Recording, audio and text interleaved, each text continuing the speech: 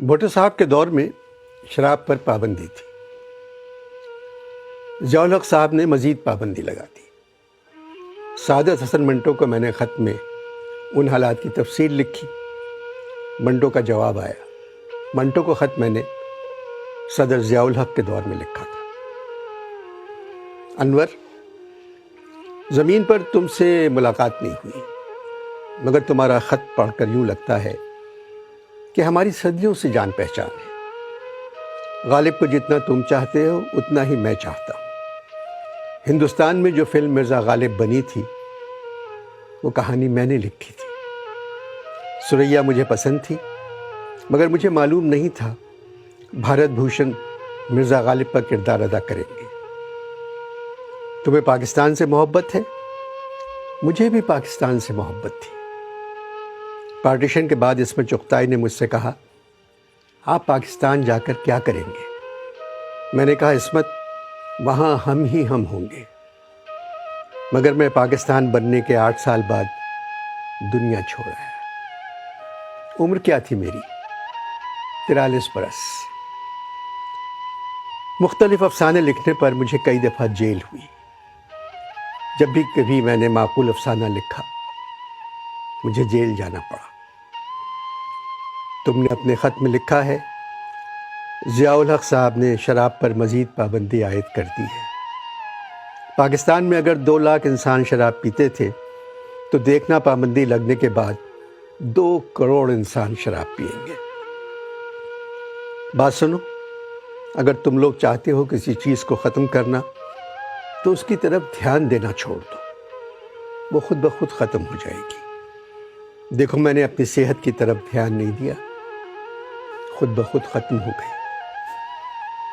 मेरे पाकिस्तान और तुम्हारे पाकिस्तान में जो सबसे बड़ा फ़र्क है वो ये है, मेरे ज़माने में लोग घरों में नमाज़ पढ़ते थे और घर से बाहर जाकर शराब पीते थे।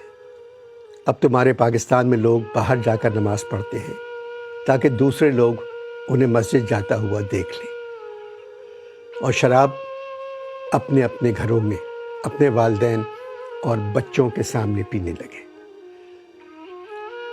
मुझ पर इल्ज़ाम था मैं फहश लिखता हूँ। तुम बताओ, उस तहजीब पे कपड़े किस तरह उतारता जो पहले से नंगी थी। मैं माशरे में बिखरी हुई गलाज़त पर सफ़ेदी करने के बजाय गलाज़त को देखता था और लिख देता था। इन लोगों ने एक मोहल्ले में लोगों के जाने पर पाबंदी लगाई। नतीजा क्या निकला? वो मोहल्ला तो खाली हो गया, मगर लाहौर में बड़ी बड़ी सोसाइटियाँ मोहल्ला बन गई। मैं हीरा मंडी जाकर औरतों से उनकी कहानियाँ सुनता था, वही कहानियाँ मेरी तहरीर बन जाती थी। मेरा दोस्त सिर्फ मेरा कलम था, मरते दम तक उसने साथ नहीं छोड़ा। मैं तुमसे सिर्फ इतना कहना चाहता हूँ, इस माशरे में जो भी बात तुम्हें घिनौनी नज़र आए उसके बारे में ज़रूर लिखना। और मुझे बहुत सौ ने बताया है तुम लिखते भी हो और मुंह पर भी कह देते हो।